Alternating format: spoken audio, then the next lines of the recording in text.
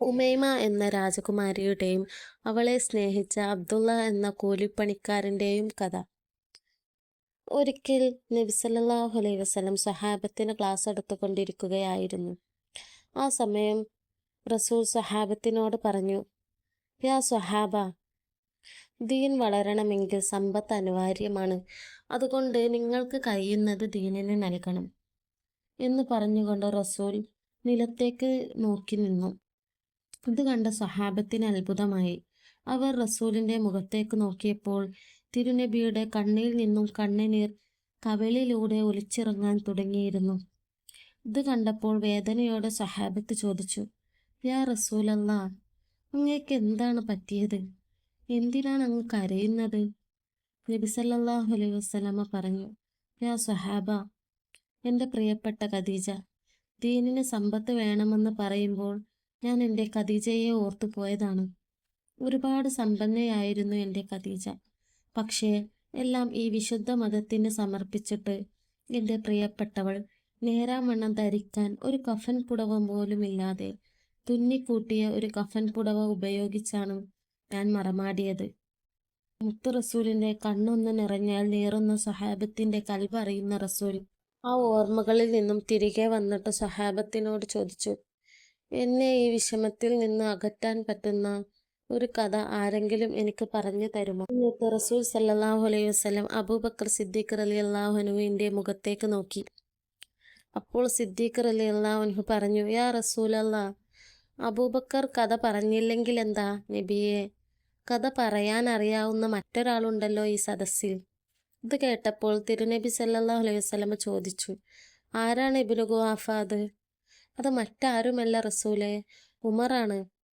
ഇത് കേട്ടപ്പോൾ ഉമർ റളിയല്ലാഹു അൻഹു പറഞ്ഞു, യാ റസൂലല്ലാ, എനിക്ക് കഥയൊന്നും അറിയില്ല.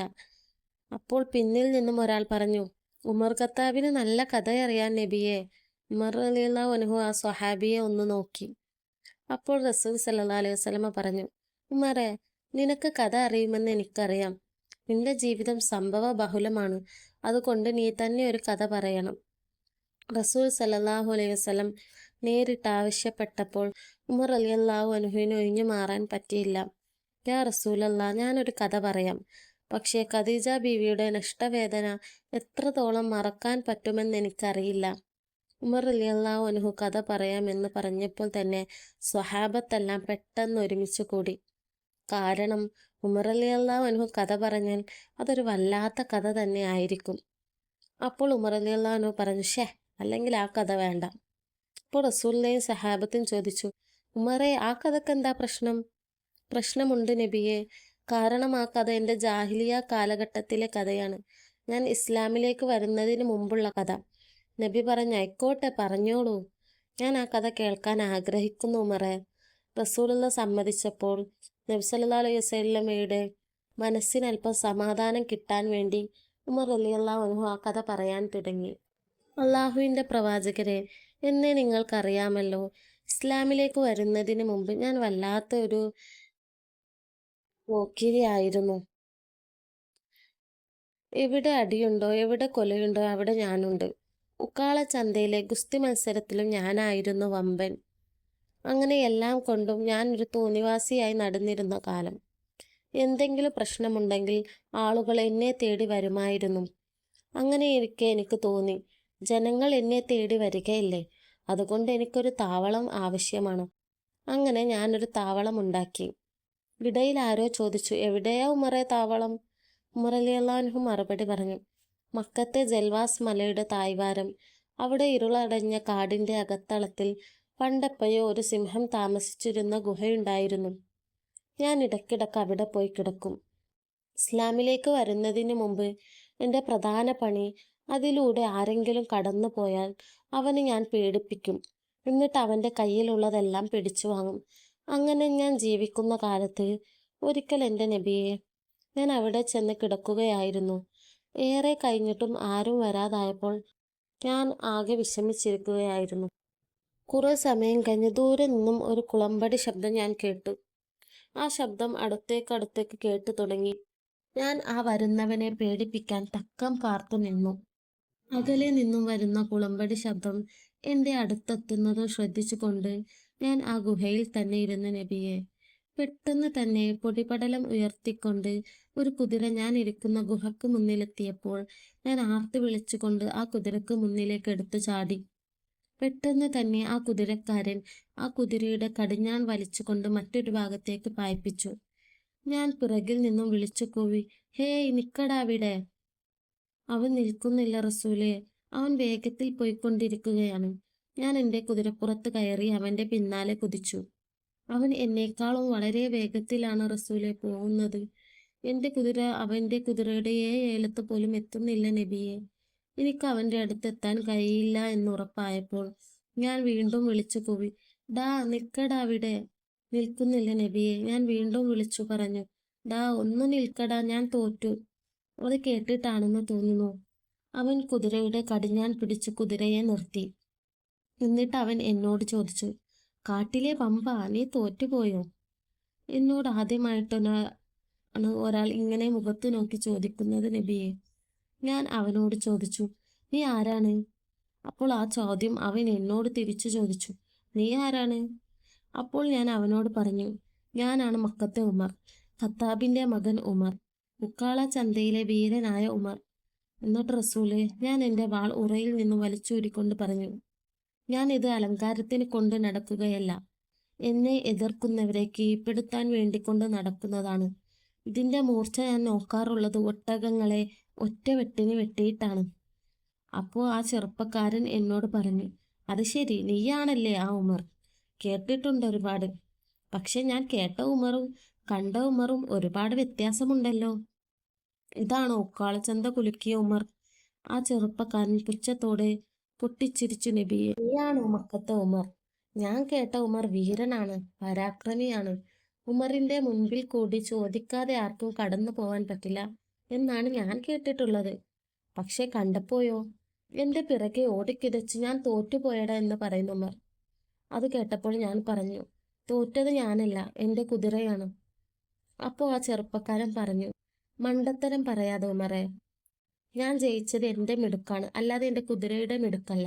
സത്യം പറഞ്ഞ നബിയെ, ഞാൻ അയാളുടെ മുൻപിൽ തല താഴ്ത്തിപ്പോയി. ഞാൻ ആദ്യമായി ഒരാളുടെ മുൻപിൽ തോറ്റുപോയി നബിയെ. അതുകൊണ്ട് എനിക്കത് ആരാണെന്ന് അറിയാൻ താല്പര്യം കൂടി. ഞാൻ ചോദിച്ചു, ആരാണ് നീ? അപ്പോൾ ആ ചെറുപ്പക്കാരൻ പറഞ്ഞു, എൻ്റെ പേര് അബ്ദുള്ള ഇബ്നു ഷെഹറ എന്നാണ്. ഇപ്പോൾ ഞാൻ ആ ചെറുപ്പക്കാരനോട് ചോദിച്ചു, ഇത്ര തിരക്കിട്ട് നീ എവിടെ പോകുന്നു?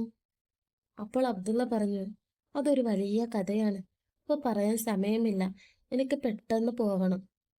അത് കേട്ട് ഞാൻ വീണ്ടും അബ്ദുള്ളയോട് പറഞ്ഞു, നീ അത് പറഞ്ഞിട്ട് പോയാൽ മതി. അങ്ങനെ എൻ്റെ നിർബന്ധം സഹിക്കാതെ ആ ചെറുപ്പക്കാരൻ എന്നോട് പറഞ്ഞു, എനിക്കിന്ന് രാത്രി തന്നെ റോമിലെത്തണം. അവിടെ എനിക്കൊരു പെണ്ണുണ്ട് മറേ. ഇന്ന് അവളുടെ കല്യാണമാണെന്ന് ഞാൻ അറിഞ്ഞു. നിനക്കറിയുമോ ഞാൻ ആരാണെന്ന്? റോമിലെ രാജാവിൻ്റെ പ്രധാനമന്ത്രി ഷെഹറയുടെ മകനാണ് ഞാൻ. അപ്പോൾ ഞാൻ ചോദിച്ചു, റോമിലെ നീ എന്തിന് ഷാമിൽ നിന്ന് വരുന്നു? അപ്പോൾ ആ ചെറുപ്പക്കാരൻ എന്നോട് പറഞ്ഞു, അത് വേറെ ഒരു കഥയാണ്, പറയാൻ സമയമില്ല. എനിക്ക് എത്രയും പെട്ടെന്ന് അവിടെ എത്തണം. വീണ്ടും എൻ്റെ നിർബന്ധപ്രകാരം അബ്ദുള്ള ആ കാര്യവും പറയാൻ തുടങ്ങി നബിയെ. അബ്ദുള്ള പറഞ്ഞു, ഞാൻ ജനിച്ചത് കൊട്ടാരത്തിലാണ്. എൻ്റെ പിതാവ് റോം ചക്രവർത്തിയുടെ മന്ത്രിയായിരുന്നു. ചക്രവർത്തിക്ക് ഒരു മകളുണ്ടായിരുന്നു, ഉമൈമ. ചെറുപ്പം തൊട്ടേ ഞങ്ങൾ നല്ല കൂട്ടായിരുന്നു. എല്ലാവരും പറഞ്ഞു, അബ്ദുള്ളയുടെ ഉമൈമ. ഒരിക്കൽ രാജാവ് എൻ്റെ ഉപ്പയോട് പറഞ്ഞു, അവർ രണ്ടുപേരും നല്ല കൂട്ടാണ്, അതുകൊണ്ട് വലുതായാൽ നമ്മൾക്ക് അവരെ വിവാഹം കഴിപ്പിക്കാമെന്ന്. എൻ്റെ പിതാവ് ഉടമ്പടി എഴുതണം എന്ന് പറഞ്ഞു. പിറ്റേ ദിവസം എല്ലാവരെയും ദർബാറിലേക്ക് വിളിച്ചു കൂട്ടി ഒരു ഉടമ്പടി എഴുതി. മന്ത്രിയും രാജാവും അതിൽ ഒപ്പുവെച്ചു. സന്തോഷത്തോടെ പിരിഞ്ഞുപോയി. കാലങ്ങൾ കഴിഞ്ഞു എൻ്റെ പിതാവ് മരണപ്പെട്ടു. കൊട്ടാരത്തിലേക്ക് പുതിയ മന്ത്രിയും കുടുംബവും കടന്നു വന്നു. പഴയ മന്ത്രിയും ഭാര്യക്കും കുഞ്ഞിനും അവഗണന അനുഭവപ്പെടാൻ തുടങ്ങി. അഭിമാനം ആരുടെ മുന്നിലും പണയം വെക്കാത്ത എൻ്റെ പ്രിയപ്പെട്ട മാതാവ് എൻ്റെ കയ്യും പിടിച്ച് പുറത്തിറങ്ങി. നീണ്ട യാത്രക്കൊടുവിൽ ഞങ്ങൾ എത്തിയത് ഷാമിലാണ്. അവിടുത്തെ നല്ലവരായ ജനങ്ങൾ ഞങ്ങൾക്ക് വീട് ഉണ്ടാക്കി തന്നു. ഞങ്ങൾ ആ കൊച്ചു വീട്ടിൽ ജീവിതം ആരംഭിച്ചു. എന്നെ പോറ്റാൻ എൻ്റെ മാതാവ് അയൽപക്കത്തെ വീടുകളിൽ ജോലിക്ക് പോയി. എനിക്ക് കൈക്കരുത്തും മെയ്ക്കരുത്തുമായപ്പോൾ ഞാൻ ജോലിക്ക് പോയി. ഒരു കാലത്ത് റോമിലെ കൊട്ടാരത്തിൽ ജീവിച്ച എൻ്റെ ജോലി എന്തെന്ന് അറിയണ്ടേ നിനക്ക്? സിറിയൻ പട്ടണത്തിലെ ലോകത്തിലെ ഏത് മുക്കും മൂലകളിൽ നിന്നും വരുന്ന കാഫില കൂട്ടങ്ങളുടെ ചരക്കിറക്കുക, അവർക്ക് പുതിയ ചരക്ക് കയറ്റിക്കൊടുക്കുക. റോമിലെ മന്ത്രിയുടെ മകനായ ഞാൻ സിറിയൻ മാർക്കറ്റിലെ കേവലം ഒരു കൂലിത്തൊഴിലാളിയാണ്. അതിനിടയ്ക്ക് എൻ്റെ ഉമ്മയും മരിച്ചു. ഇതൊക്കെ കേട്ട് ഉമർ റളിയല്ലാഹു പറഞ്ഞു, നീ ഇനിയും ആ പെണ്ണിനെ അന്വേഷിച്ചു പോവുകയാണോ? വിട്ടേക്കടാ, നമുക്ക് വേറെ തക്കാം. അബ്ദുള്ള വളരെ ഗൗരവത്തോടു കൂടി പറഞ്ഞു, നീ വിചാരിക്കുന്നത് പോലെ ഞാൻ ആ പെണ്ണിനെ അന്വേഷിച്ചു പോവുകയല്ല. ഒരു വിവരം അറിഞ്ഞിട്ട് പോവുകയാണ്. ഇന്ന് രാവിലെ റോമിൽ നിന്നും ഒരു കച്ചവട സംഘം സിറിയൻ മാർക്കറ്റിൽ എത്തി. എനിക്ക് പരിചയമുള്ള സംഘമാണത്. അവർ വരുമ്പോഴെല്ലാം ഞാനാണ് അവരുടെ ചരക്കിറക്കലും കയറ്റലുമെല്ലാം. വലിയ വലിയ ഈത്തപ്പഴ ചാക്കുകൾ ഇറക്കുന്നതിനിടയിൽ അവരിൽ ഒരുത്തൻ പറഞ്ഞു, അബ്ദുള്ള, ഒന്ന് വേഗം ഇറക്കടാ. ഞാൻ പറഞ്ഞു, സാധാരണ ഇറക്കുന്നത് പോലെ എനിക്കിറക്കാൻ പറ്റുകയുള്ളൂ. അപ്പോൾ അയാൾ പറഞ്ഞു, ഹേ അബ്ദുള്ള, സാധാരണ ഞങ്ങൾ വന്നാൽ 2 ദിവസമൊക്കെ ഇവിടെ താമസിച്ചിട്ടേ പോകാറുള്ളൂ. പക്ഷെ ഇന്ന് അങ്ങനെയല്ല. ഇന്ന് രാത്രിയാകുമ്പോഴേക്കും ഞങ്ങൾക്ക് നാട്ടിൽ തിരിച്ചെത്തണം. ഇന്ന് റോമിൽ ഒരു കല്യാണം നടക്കാൻ പോവുകയാണ്. ഉമറെ, മണവാട്ടി ആരാണെന്ന് നിനക്കറിയാമോ? എൻ്റെ ഉമൈമ. എനിക്ക് കരാർ ചെയ്ത് ഉമൈമാന്റെ കല്യാണമാണ്. കൊട്ടാരത്തിൽ എന്ന് കേട്ടപ്പോൾ ഉമറെ, എൻ്റെ തലയിൽ ഇടുത്തി വീണതുപോലെയായി. ഞാൻ ആ ചാക്ക് വലിച്ചെറിഞ്ഞു എൻ്റെ വീട്ടിലേക്ക് ഓടി. ഞാൻ വീട്ടിൽ വന്നിട്ടിരുന്നു. ഇരുന്നപ്പോൾ തോന്നി നടക്കണമെന്ന്, നടന്നപ്പോൾ തോന്നി കിടക്കണമെന്ന്, കിടന്നപ്പോൾ തോന്നി ഓടണമെന്ന്. ഞാൻ അങ്ങനെ നടന്ന് ചിന്തിച്ചുകൊണ്ട് നടക്കുമ്പോൾ ചുമരിൽ തൂക്കി എൻ്റെ വാൾ ഞാൻ കണ്ടു. ഞാൻ അതെടുത്ത് തേച്ച് മിനുക്കി അതിൻ്റെ മൂർച്ച കൂട്ടി. നീ ചോദിച്ചില്ലേ എനിക്കെന്താ അത്ര സ്പീഡെന്ന്? ഇന്ന് രാത്രിയാണ് അവളുടെ കല്യാണം. രാത്രിയാകും മുമ്പ് എനിക്ക് അവിടെ എത്തണം. കല്യാണപ്പന്തലിലേക്ക് വരുന്നവൻ്റെ തല എനിക്ക് വെട്ടണം. എന്നിട്ട് ചോര പുരണ്ട തല അവിടെ തോരണമാക്കി തൂക്കണം. അതിനാണ് ഞാൻ പോകുന്നത്. ഇപ്പോൾ മനസ്സിലായില്ലേ ഉമർ നിനക്ക്? എന്നെ ഉമറെ, നീ തിരിച്ചു പോ, ഞാൻ റൂമിലേക്ക് പോവുകയാണ്. അപ്പോൾ ഉമർ റളിയല്ലാഹു പറഞ്ഞു, നിക്ക് നിക്ക്, ഒരു മിനിറ്റ് കൂടി. അപ്പോൾ നീ റൂമിലേക്ക് പോയാൽ അടിയും ഇടിയും ഒക്കെ ഉണ്ടാകുമല്ലേ? അബ്ദുള്ള, അതെ, മിക്കവാറും. ഉമർ റളിയല്ലാഹു പറഞ്ഞു, എന്നാൽ ഞാനും വരാം. അബ്ദുള്ള, പറ്റില്ല, വേണ്ട, അത് ശരിയാവില്ല. ഉമർ റളിയല്ലാഹു, അടിയും ഇടിയുമൊക്കെ ഞാൻ നോക്കിക്കോളാം. നിനക്ക് ആ പെണ്ണിനെ വിളിച്ചുകൊണ്ട് പോരുകയും ചെയ്യാം. അവസാനം ഉമർ റളിയല്ലാഹു നിർബന്ധിച്ചപ്പോൾ അബ്ദുള്ള പറഞ്ഞു, പുന്നാര ഉമറെ, നിന്നെ കൊണ്ടുപോകാമെന്ന് വെച്ചാൽ നിന്റെ കുതിരപ്പുറത്ത് അവിടെ എത്തുമ്പോഴേക്കും ഇന്ന് രാത്രി പോയിട്ട് നാളെ മഗ്‌രിബിന് പോലും അവിടെ എത്തില്ല. ഉമർ റളിയല്ലാഹു പറഞ്ഞു, അത് നീ ആദ്യവും ഞാൻ നിന്റെ പിറകിലും ആയതുകൊണ്ടല്ലേ. നമുക്ക് 2 പേർക്ക് ഒരുമിച്ച് തിരയോടിക്കാം. എന്നിട്ട് നീ നോക്ക്, അബ്ദുള്ള, ഒരുമിച്ച് വിട്ടിട്ട് നീ തോറ്റാൽ പിന്നിൽ നിന്നും വിളിക്കരുത്. ഇല്ല, 2 വട്ടം വിളിക്കില്ല. അങ്ങനെ ഞങ്ങൾ 2 പേരും റോമിലേക്ക് യാത്ര തിരിച്ചു. കുറച്ചു ദൂരം ചെന്നപ്പോൾ അബ്ദുള്ള പറഞ്ഞു, ഉമറെ, ഈ സ്പീഡിൽ പോയാൽ നമ്മൾ അവിടെ എത്തില്ല. കുറച്ച് സ്പീഡ് കൂട്ടണം. അവൻ അവൻ്റെ കുതിരയുടെ സ്പീഡ് കൂട്ടി. അവൻ്റെ കുതിരക്ക് നല്ല വേഗതയാണ്. ഞാൻ എൻ്റെ കുതിരയുടെ സ്പീഡ് കൂട്ടി. എൻ്റെ കുതിര പഴയ സ്പീഡ് തന്നെയാണ്. അവൻ്റെ കണ്ണിൽ നിന്നും മറയുമെന്ന് കണ്ടപ്പോൾ ഞാൻ പറഞ്ഞു, അബ്ദുള്ള, ഒന്ന് നിൽക്ക്. അബ്ദുള്ള, നീ തിരിച്ചു പോവും ഉമറെ. നിന്നോട് പറഞ്ഞിട്ടില്ലേ പിന്നിൽ നിന്ന് വിളിക്കരുതെന്ന്? പൊയ്ക്കോ. അവൻ കുതിരയെ നിർത്തി. ഞാൻ അടുത്തെത്തിയപ്പോൾ അവൻ ചോദിച്ചു, എന്താ ഉമറെ നിനക്ക് പറയാനുള്ളത്? ഞാൻ പറഞ്ഞു, ഞാനും നിന്റെ കൂടെ തന്നെ വരുന്നു. അപ്പോൾ അവൻ പറഞ്ഞു, നീ ഒരു സംഭവമാണ് ഉമറെ. നിന്നെ ഞാൻ എൻ്റെ കൂടെ കൂട്ടാൻ തന്നെ തീരുമാനിച്ചു. നമുക്ക് പോകാം എന്ന് പറഞ്ഞിട്ട് അവൻ കുതിരപ്പുറത്ത് നിന്നും ഇറങ്ങി. എന്നിട്ട് അവൻ, നീ എൻ്റെ കുതിരപ്പുറത്ത് കയറൂ, ഞാൻ നിന്റെ കുതിരപ്പുറത്ത് കയറാം. അങ്ങനെ ഞാൻ ആ കുതിരപ്പുറത്ത് കയറി. അതൊരു വല്ലാത്ത കുതിര തന്നെ. പെട്ടെന്ന് അവർ 2 കുതിരയുടെയും കടിഞ്ഞാൺ കൂട്ടിക്കെട്ടി ഒരറ്റം എൻ്റെ കയ്യിൽ തന്നു. അവൻ എൻ്റെ കുതിരപ്പുറത്ത് ചാടിക്കയറി. എന്നിട്ട് അവൻ എൻ്റെ കുതിരയുടെ ചെവിക്കു താഴെ അവൻ്റെ വിരൽ കൊണ്ടൊരു കുത്തു കൊടുത്തു. എൻ്റെ കുതിര ചീറിച്ചാടി. 2 കുതിരകളും അതിവേഗം ഓടാൻ തുടങ്ങി. ആദ്യമൊക്കെ ഒരു രസം തോന്നി. പിന്നെ സ്പീഡ് കൂടുന്തോറും ഒരു ബേജാറ്. ഞാൻ കണ്ണടച്ചിരുന്നു. ഒരുപാട് ദൂരം സഞ്ചരിച്ചു. അവസാനം ഞങ്ങൾ റോം പട്ടണത്തിലെത്തി. അവിടെ കണ്ട കാഴ്ച, അവിടെ കുറച്ച് പെൺകുട്ടികൾ കുട്ടകളിൽ നിറയെ പൂവുമായി നടന്നു പോകുന്നു. ഞങ്ങൾക്കാണെങ്കിൽ നല്ല വിശപ്പുമുണ്ടായിരുന്നു നബിയെ. കടകളെല്ലാം അടഞ്ഞു കിടക്കുകയാണ്. ഞങ്ങൾ അങ്ങനെ ഒരു കുടിലിന് മുൻപിലെത്തി. അവിടെ ഒരു വൃദ്ധയായ സ്ത്രീ മാത്രമേ ഉള്ളൂ. ഞങ്ങൾ കുറച്ച് ഭക്ഷണം ചോദിച്ചു. അപ്പോൾ അവർ പറഞ്ഞു, ഇവിടെ കൊട്ടാരത്തിലെ രാജകുമാരിയുടെ കല്യാണം ആയതുകൊണ്ട് ഇവിടെ ഒന്നും തന്നെ ഇല്ല മക്കളെ. പിന്നെ അടുത്തുള്ള ഒരു കുട്ട കാണിച്ചിട്ട് അവർ പറഞ്ഞു, അതിലെ പൂക്കൾ കണ്ടോ? രാജകുമാരി ഉമൈമ നല്ല പൂമാല ഉണ്ടാക്കുന്നവർക്ക് സമ്മാനം കൊടുക്കുന്നുണ്ട്. ഏറ്റവും നല്ല പൂമാല ഏതാണോ അത് അണിഞ്ഞിട്ടാണ് ഉമൈമ കല്യാണപ്പന്തലിൽ ഇരിക്കുക. അതുകൊണ്ട് എനിക്ക് മാല ഉണ്ടാക്കണം, അല്ലെങ്കിൽ ഞാൻ നിങ്ങൾക്ക് ഭക്ഷണം ഉണ്ടാക്കി തരുമായിരുന്നു. എൻ്റെ കയ്യിൽ സമയമില്ല. ഞങ്ങൾ ആകെ വിഷമിച്ചു പോയി നബിയെ. അവസാനം മാല അബ്ദുള്ള തന്നെ ഉണ്ടാക്കി കൊടുക്കാമെന്ന് വാക്കു പറഞ്ഞു. ആ ഉമ്മ ഭക്ഷണം ചെയ്യാൻ തുടങ്ങി. അന്നേരം ഞാൻ അബ്ദുള്ളയോട് ചോദിച്ചു, നീ എന്തിനാണ് നീ ആ ഉമ്മയെ പറ്റിച്ചത്? അവർക്ക് മാല ഉണ്ടാക്കി കൊടുക്കാൻ നിനക്ക് കഴിയുമോ? അബ്ദുള്ള ചിരിച്ചുകൊണ്ട് പൂക്കൊട്ടയിൽ നിന്നും പൂക്കൾ എടുക്കുവാൻ തുടങ്ങി. എൻ്റെ നബിയെ, അബ്ദുള്ള എന്ത് രസമായിട്ടാണ് മാല കോർക്കുന്നത്. പൂക്കൾ അടുക്കി അടുക്കി നല്ല ഭംഗിയുള്ള മാല അബ്ദുള്ള കോർത്തെടുത്തു. പക്ഷേ പൂമാലയുടെ താലിഭാഗം മാത്രം ഒഴിഞ്ഞു കിടക്കുന്നു. അവിടെ കൂടി പൂക്കൾ വെക്ക് അബ്ദുള്ള, എന്നാൽ ഈ മാലക്ക് തന്നെ ഒന്നാം സമ്മാനം, ഞാൻ പറഞ്ഞു. പക്ഷേ അവിടെ അബ്ദുള്ള ഒരു തോൽക്കഷ്ണത്തിൽ എന്തൊക്കെയോ എഴുതി അത് ആ താലിഭാഗത്ത് വെച്ച് കെട്ടി. ഭക്ഷണം ഉണ്ടാക്കി വന്ന വല്യമ്മ മാല കണ്ട് അത്ഭുതത്തോടെ നോക്കി. കുറച്ചു കഴിഞ്ഞ് ആ ഉമ്മ ആ മാലയുമായി കൊട്ടാരത്തിലേക്ക് പോയി. അവിടെ ധാരാളം ആളുകൾ പൂമാലയുമായി നിൽക്കുന്നു. ഓരോന്നും ഉമൈമ നോക്കിക്കൊണ്ടിരിക്കുകയാണ്. അവസാനം ആ ഉമ്മയുടെ ഊഴം വന്നു. വളരെ മനോഹരമായ ആ മാല ഉമൈമക്ക് നല്ലവണ്ണം ഇഷ്ടപ്പെട്ടു. മാലയുടെ ഭംഗി നോക്കുന്നതിനിടയിലാണ് താലിഭാഗത്തുള്ള തോൽക്കഷ്ണം ഉമൈമയുടെ കണ്ണിൽ പതിഞ്ഞത്. ഉമൈമ തുറന്നു നോക്കി വായിക്കാൻ തുടങ്ങി. എൻ്റെ പ്രിയപ്പെട്ട ഉമൈമ, ഇന്ന് നിന്റെ മാംഗല്യമാണെന്ന് ഞാൻ അറിഞ്ഞു. പണ്ട് നിന്റെ ബാപ്പ ഒരു കരാർ എഴുതിയിരുന്നു. അതെല്ലാം നീ മറന്നല്ലേ? അതെല്ലാം നീയും നിന്റെ ബാപ്പയും തെറ്റിച്ചു. അതുകൊണ്ട് ഇന്ന് നിന്റെ കഴുത്തിൽ മഹർ കെട്ടാൻ വരുന്നവന്റെ തല ഞാൻ കൊയ്ത് കൊട്ടാരത്തിന്റെ മുന്നിൽ തോരണമാക്കി തൂക്കും എന്ന് നിന്റെ പഴയകാല കളിക്കൂട്ടുകാരൻ അബ്ദുള്ള ഇബ്നു ഷഹറ. കത്ത് വായിച്ച ഉമൈമ ഞെട്ടി. അവൾ ആ ഉമ്മയെ അരികത്ത് വിളിച്ചു എന്നിട്ട് ചോദിച്ചു, ആരാണ് ഈ മാല ഉണ്ടാക്കിയത്? ആ ഉമ്മ പറഞ്ഞു, ഞാനാണ് ഉണ്ടാക്കിയത്. അപ്പോൾ ഉമൈമ പറഞ്ഞു, എന്നാൽ ഞാൻ ഒരു കൊട്ട പൂവ് തരാം, നിങ്ങൾ ഇവിടെ ഇരുന്ന് പൂമാല ഉണ്ടാക്കണം. അത് കേട്ട് പേടിച്ച ആ ഉമ്മ സത്യം പറഞ്ഞു. നടന്ന കാര്യങ്ങളെല്ലാം വിവരിച്ചു. ഉമൈമ ചോദിച്ചു, നിങ്ങൾ ഇതിനു മുൻപ് അയാളെ കണ്ടിട്ടുണ്ടോ?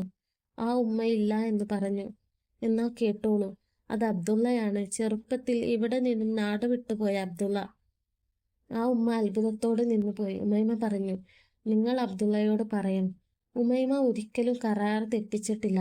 ഒരുപാട് കാത്തിരുന്നു. അബ്ദുള്ളയുടെ ഒരു വിവരവും ഇല്ലാത്തത് കൊണ്ടാണ് ഞാൻ ഉപ്പയുടെ നിർബന്ധം കാരണം കല്യാണത്തിന് സമ്മതിച്ചത്. ഞാൻ കാരണം ആരുടെയും ചോര ഇവിടെ വീയാൻ പാടില്ല. അബ്ദുള്ള തലവെട്ടിയാൽ എൻ്റെ പിതാവിൻ്റെ പട്ടാളക്കാർ അബ്ദുള്ളയുടെ തലവെട്ടും. അതുകൊണ്ട് അവനോട് പറയണം, എല്ലാം ക്ഷമിച്ച് നല്ലതിനു വേണ്ടി ഒരൽപ്പം കാത്തിരിക്കണമെന്ന്. ഇന്ന് രാത്രി ഞാൻ ഇറങ്ങി വരാൻ തയ്യാറാണെന്നും അവനെ നിങ്ങൾ അറിയിക്കണം. ചെറുപ്പത്തിൽ കുളിക്കാൻ പോയിരുന്ന ആ കുളക്കടവിൽ ഞാൻ ഇന്ന് രാത്രി കുളിക്കാൻ വരും എന്നും എൻ്റെ തോഴികൾക്ക് മധ്യത്തിൽ ഞാൻ ഉണ്ടാവുമെന്നും എന്നെ വിളിക്കണമെന്നും അവനോട് നിങ്ങൾ അറിയിക്കണം. ഞാൻ കൂടെ വരാമെന്നും പ്രശ്നങ്ങൾ ഉണ്ടാക്കരുതെന്നും ബുദ്ധിപൂർവം കാര്യങ്ങൾ നീക്കണമെന്നും അവനോട് പോയി പറയണം എന്ന് പറഞ്ഞു. ആ ഉമ്മ അബ്ദുള്ളയുടെ അടുത്ത് വന്ന് പറഞ്ഞു, മോനെ, അവൾ നിന്നെ മറന്നിട്ടില്ല. അവൾ കരാറ് മറന്നിട്ടില്ല. ഉമൈമ പറഞ്ഞു, എല്ലാ കാര്യങ്ങളും ആ ഉമ്മ ഞങ്ങളെ അറിയിച്ചു നബിയെ.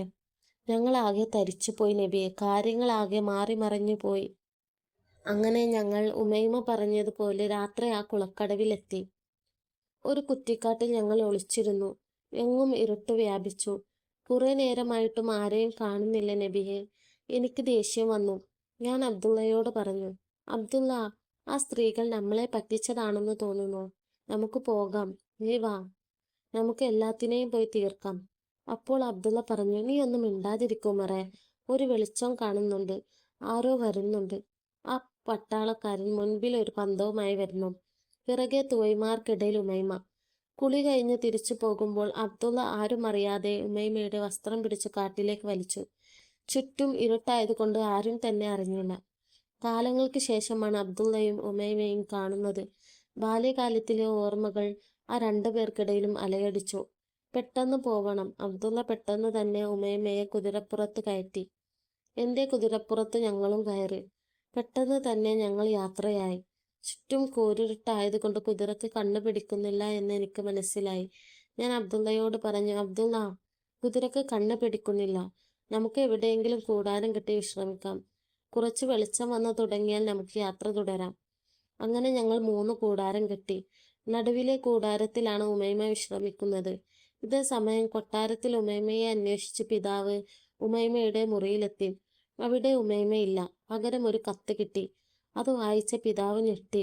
ഉടനെ തന്നെ രാജാവ് പട്ടാളക്കാരെ വിളിച്ചിട്ട് പറഞ്ഞു, അബ്ദുല്ലാഹിബ്നു ഷിഹർ അവിടെ എത്തിയിട്ടുണ്ട്. എനിക്കെൻ്റെ മകൾ ഉമൈമയെ വേണം. പോയി കണ്ടുപിടിക്കുക. വരുമ്പോൾ അബ്ദുള്ളയുടെ ശിരസും കൊണ്ടുവരൂ. രാജാവിന്റെ വാക്ക് കേട്ട് പട്ടാളക്കാർ 4 ഭാഗത്തായിട്ട് പാഞ്ഞു. ഈ സമയം കൂടാരത്തിൽ ഞങ്ങൾ വിശ്രമിക്കുകയാണ്.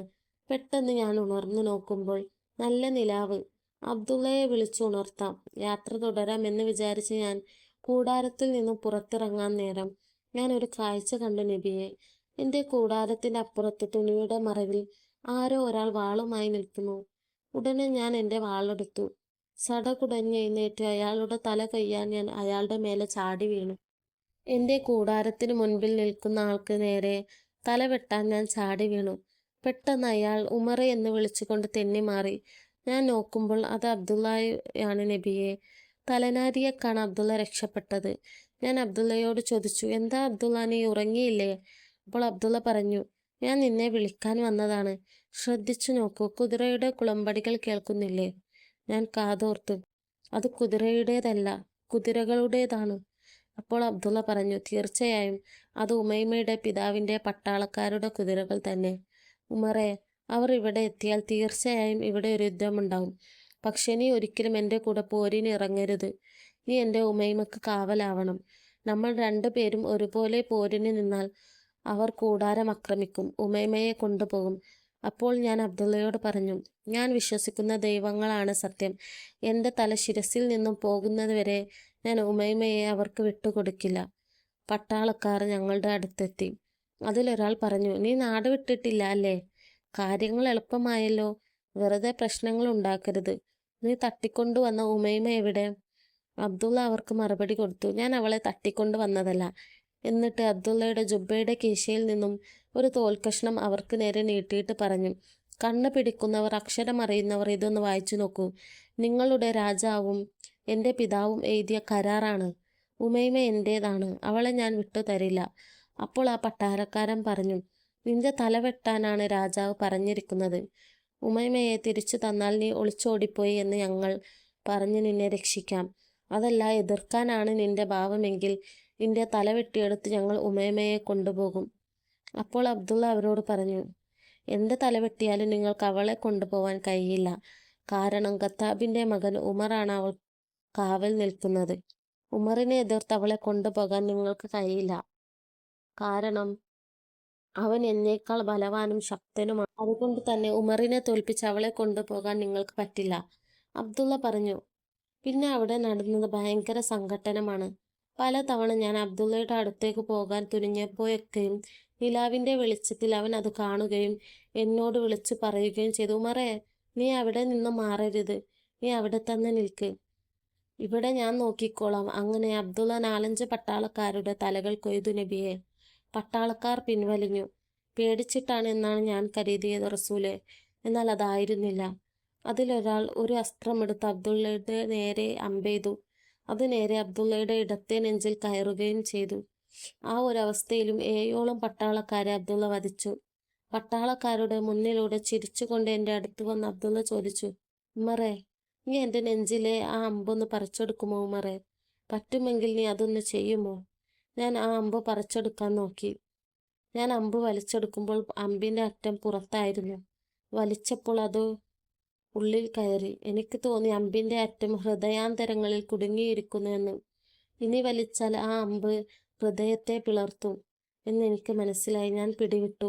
അത് കണ്ടിട്ട് അബ്ദുള്ള എന്നോട് ചോദിച്ചു, നീയാണോ മക്കത്തെ ഉമർ? ഒരു അമ്പ് പോലും നിന്നെക്കൊണ്ട് ഊരിയെടുക്കാൻ പറ്റുന്നില്ലല്ലോ. അപ്പോൾ ഞാൻ പറഞ്ഞു, അറിയാഞ്ഞിട്ടല്ല അബ്ദുള്ള. ഞാൻ അമ്പ് വലിച്ചാൽ നിന്റെ നെഞ്ച് പിളരും. അപ്പോൾ അബ്ദുള്ള എന്നോട് ചോദിച്ചു, നബിയെ, അപ്പോൾ ഞാൻ മരിക്കുമെന്ന് ഉറപ്പാണല്ലേ? പിന്നെ എൻ്റെ നെഞ്ച് പിളരുന്നത് കാണാനാണോ നിനക്ക് ബുദ്ധിമുട്ട്? നെഞ്ച് പിളരാതെ അമ്പ് വലിക്കാനുള്ള വിദ്യ ഞാൻ പറഞ്ഞു തരാം. ഞാൻ നിലത്ത് കിടക്കാം. എന്നിട്ട് ഉക്കാള ചന്തയിൽ ഗുസ്തി കൂടുമ്പോൾ പിന്നോട്ട് മറിയാതിരിക്കാൻ മുന്നോട്ട് വെക്കുന്ന വലത്തേക്കാലില്ലേ, അത് എൻ്റെ നെഞ്ചത്ത് ചവിട്ടി വലിക്കിൽ.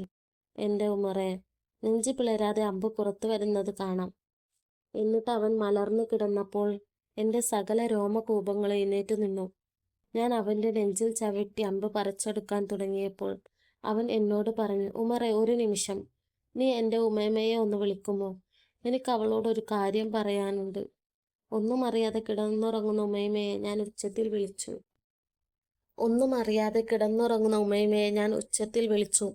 ഉമൈമ പെട്ടെന്ന് തന്നെ ഓടി വന്ന ഉമൈമ കണ്ട കാഴ്ച അബ്ദുള്ളയുടെ നെഞ്ചിൽ ചവിട്ടി നിൽക്കുന്ന എന്നെയാണ്. ഞാൻ അബ്ദുള്ളയെ കൊല്ലാൻ ശ്രമിക്കുകയാണെന്ന് അവൾ തെറ്റിദ്ധരിച്ചു. അവൾ എന്നോട് ചോദിച്ചു, എന്തിനാണ് ഉമറെ നീ ഈ വിഡ്ഢിത്തം ചെയ്യുന്നത്? സ്വന്തം സുഹൃത്തിനെ കൊല്ലുകയാണോ? അവൾ എൻ്റെ വസ്ത്രത്തിന് തലപ്പ പിടിച്ചു. അപ്പോൾ അബ്ദുള്ള പറഞ്ഞു, ഉമറിനെ വിടൂ ഉമൈമ, അവൻ അല്ല ഇത് ചെയ്തത്. നിന്റെ ഉപ്പയുടെ പട്ടാളക്കാരാണ്. ഉമർ നിരപരാധിയാണ്. അവൻ എന്നെ രക്ഷിക്കാൻ നോക്കുകയാണ്. അബ്ദുള്ള ഉമൈമയോട് എൻ്റെ തലഭാഗത്തിരിക്കാൻ പറഞ്ഞു. എന്നിട്ട് പറഞ്ഞു, എൻ്റെ പ്രിയപ്പെട്ട ഉമൈമ, ഈ അമ്പ് വലിച്ചൂരിയാൽ ഞാൻ മരിക്കും. ഞാൻ മരിച്ചാൽ നീ ഉമറിൻ്റെ കൂടെ മക്കയിലേക്ക് പോകണം. ഉമറെ, എനിക്ക് ജീവൻ ഉണ്ടായിരുന്നെങ്കിൽ ഞാൻ ഉമൈമയെ കൊണ്ടുപോകുക മക്കയിലെ പ്രബലനായ ഒരു വ്യക്തിയുടെ അടുത്തേക്കാകുമായിരുന്നു. പക്ഷെ എനിക്കത് കഴിയില്ല ഉമറെ. അതുകൊണ്ട് നീ ഇവളെ കൊണ്ടുപോകണം ആ മനുഷ്യന്റെ മുന്നിൽ. അപ്പോൾ ഞാൻ ചോദിച്ചു, ആരാണ് ആ മനുഷ്യൻ? അബുൽ ഹക്കമാണോ, കുത്തുബയാണോ, ഷെയ്ബയാണോ, ആരാണ്? അപ്പോൾ അബ്ദുള്ള പറഞ്ഞു, ഹേയ്, അവരാരും പ്രബലരല്ല ഉമറെ. അവരെക്കാളും വലിയൊരു മനുഷ്യനുണ്ട് മക്കയിൽ, മഹാമനുഷ്യൻ. നീ കണ്ടിട്ടുണ്ട്, പക്ഷെ നീ കൽബുകൊണ്ട് അറിഞ്ഞിട്ടില്ല. എന്നാൽ ഞാൻ കണ്ടിട്ടില്ല, പക്ഷെ ഞാൻ കൽബുകൊണ്ട് അറിഞ്ഞിട്ടുണ്ട്. ആരാണെന്ന് നിനക്കറിയണോ? അള്ളാഹുവിൻ്റെ റസൂൽ മുഹമ്മദ് മുസ്തഫ. ഞാൻ ആ പേര് കേട്ടപ്പോൾ മുഖം തിരിച്ചു കളഞ്ഞു. കാരണം അന്ന് എൻ്റെ ഉള്ളിൽ വെറുപ്പായിരുന്നു അങ്ങയോട്. അബ്ദുള്ള ഉമൈമയോട് പറഞ്ഞു, ഉമറിന് അള്ളാഹുവിൻ്റെ റസൂലിൻ്റെ പേര് കേൾക്കുന്നത് തന്നെ ഇഷ്ടമല്ലായിരുന്നു. ഉമർ കൊണ്ടുപോയില്ലെങ്കിലും നീ ഒറ്റക്ക് പോകണം. എങ്ങനെയെങ്കിലും മക്ക കണ്ടുപിടിച്ച് അവിടെ എത്തണം. ഇങ്ങനെ ഒരു അബ്ദുള്ള ജീവിച്ചിരുന്ന കാര്യം ആ റസൂലിനോട് പറയണം. അവസാനമായി എനിക്കൊരാഗ്രഹം കൂടിയുണ്ട് ഉമൈമ. നിന്റെ മനസ്സ് പാകമാണെങ്കിൽ നീ ഷഹാദത്തിൻ്റെ വചനങ്ങൾ ഉച്ചരിക്കണം. അള്ളാഹുവിലേക്ക് അടുക്കണം. നീ മനസ്സിൽ ഉറപ്പിച്ചിട്ട് നാവ് കൊണ്ട് ഉച്ചരിക്കുക ഉമൈമ. അഷ്ഹദു അല്ലാ ഇലാഹ ഇല്ലല്ലാഹ് വ അഷ്ഹദു അന്ന മുഹമ്മദർ റസൂലുള്ളാഹ്. ഉമൈമ പൊട്ടിക്കരഞ്ഞുകൊണ്ട് ഷഹാദത്തിന്റെ വചനങ്ങൾ വിളിച്ചു പറഞ്ഞു. അബ്ദുള്ള സന്തോഷത്തോടെ ഉമൈമയോട് പറഞ്ഞു, എനിക്ക് സമാധാനമായി. ഇനി സന്തോഷത്തോടെ മരിക്കാം. ഉമൈമ, നീ കൂടാരത്തിലേക്ക് പൊയ്ക്കോളൂ. എൻ്റെ അവസാന നിമിഷം കണ്ടു നിൽക്കാൻ എൻ്റെ പെണ്ണിന് കഴിയില്ല. അതുകൊണ്ട് തിരിച്ചു പോകൂ ഉമൈമ. ഉമൈമ കരഞ്ഞുകൊണ്ട് കൂടാരത്തിലേക്ക് മനസ്സില്ലാ മനസ്സോടെ പോയി. അബ്ദുള്ള പറഞ്ഞു, ഉമറെ, എൻ്റെ നെഞ്ചിൽ ചവിട്ടിയ കാൽ നീ മാറ്റണം. നീ പറഞ്ഞിട്ടല്ലേ ഞാൻ ചവിട്ടി നിന്നത്. ഇപ്പോൾ എന്താ മാറ്റാൻ പറഞ്ഞതെന്ന് ഞാൻ ചോദിച്ചു. ചവിട്ടാൻ പറഞ്ഞപ്പോൾ ഞാൻ ഒരു കാര്യം മറന്നു പോയിരുന്നു. ഇപ്പോഴാണ് എനിക്കത് ഓർമ്മ വന്നത്. എൻ്റെ നെഞ്ചിൽ മുഹമ്മദ് നബിയുടെ ഓർമ്മകളും ചിന്തകളുമുണ്ട്. അതിൻ്റെ മേലെ ഒരു ശക്തിയെയും ചവിട്ടാൻ ഞാൻ സമ്മതിക്കില്ല. കാലെടുത്തു മാറ്റൂ ഉമറെ. ഞാൻ കാലുകൾ മാറ്റി. അബ്ദുള്ള അമ്പ് വലിച്ചൂരാൻ എന്നോട് ആവശ്യപ്പെട്ടു. നെഞ്ചു പിളരട്ടെ ഉമറെ, നീ അമ്പ് വലിക്ക്. ഞാൻ ശക്തിയായി അമ്പ് വലിച്ചു. വേദന കൊണ്ട് അബ്ദുള്ള ഇരുന്നു പോയി. രക്തം എൻ്റെ മുഖത്തേക്ക് തെറിച്ചു. ചിരിച്ചുകൊണ്ട് അബ്ദുള്ള വേദനയോടെ പറഞ്ഞു, ഉമറെ, നീ എൻ്റെ ഉമൈമയെ സംരക്ഷിക്കണം. എന്നെ ഒരുപാട് സ്നേഹിച്ച പെണ്ണാണവൾ. അബ്ദുള്ള പതിയെ കണ്ണുകൾ അടച്ചു. ഷഹാദത്തിന്റെ മന്ത്രങ്ങൾ ഉച്ചരിച്ചുകൊണ്ട് പുഞ്ചിരിച്ചുകൊണ്ട് എന്നേക്കുമായി ഞാൻ അവന്റെ മയ്യത്ത് വാരിയെടുത്ത് ഉമൈമ ഇരിക്കുന്ന കൂടാരത്തിനടുത്ത് കൊണ്ടുപോയി കിടത്തി. ഉമൈമ വാവിട്ട് കരഞ്ഞു. കരച്ചിൽ കണ്ടിട്ട് എനിക്ക് സഹിച്ചില്ല നബിയെ. ഞാൻ എൻ്റെ വാൾ വലിച്ചൊരു ദേഷ്യത്തോടെ തിരിഞ്ഞു നടക്കാൻ നേരം ഉമൈമ എന്നോട് ചോദിച്ചു, ഉമറെ, നീ എങ്ങോട്ട് പോകുന്നു? ഞാൻ പറഞ്ഞു, എൻ്റെ കൂട്ടുകാരനെ ഇല്ലാതാക്കിയവരുടെ തല അറുത്തു മാറ്റാൻ. അപ്പോൾ ഉമൈമ പറഞ്ഞു, എന്നാൽ ഞാനും നിന്റെ കൂടെ പോരുന്നു. നിനക്ക് ഇന്നലെ കണ്ട പരിചയമാണ് അബ്ദുള്ളയുമായിട്ടുള്ളത്. എങ്കിൽ എനിക്ക് കുട്ടിക്കാലം മുതലേ ഉള്ള ബന്ധമാണ്. ഞാനും വരുന്നു നിന്റെ കൂടെ. ഉമൈമ അബ്ദുള്ളയുടെ ചോര പുരണ്ട വാൾ കയ്യിലെടുത്തു.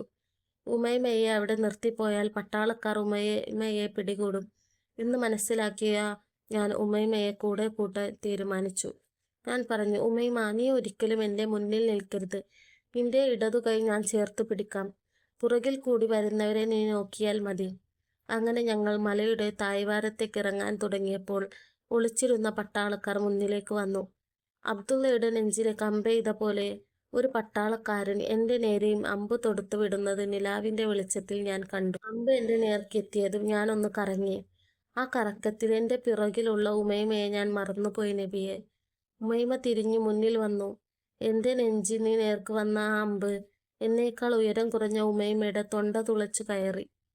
അവൾ ഉമറെ എന്ന് വിളിച്ചപ്പോഴാണ് ഞാൻ അവൾ വീണു കിടക്കുന്നത് കണ്ടത്.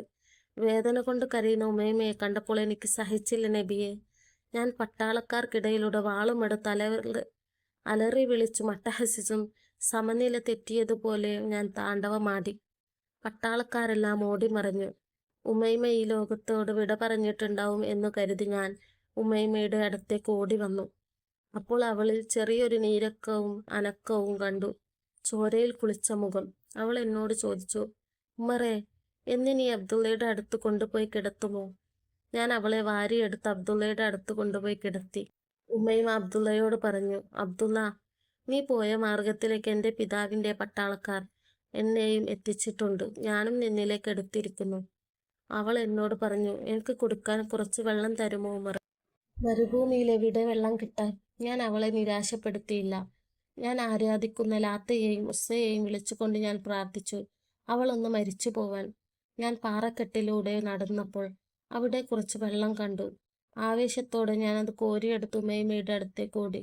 ദാഹം കൊണ്ട് കിടക്കുന്ന ഉമൈമ എന്നെ കണ്ട് ആവേശത്തോടെ എഴുന്നേൽക്കാൻ നോക്കി.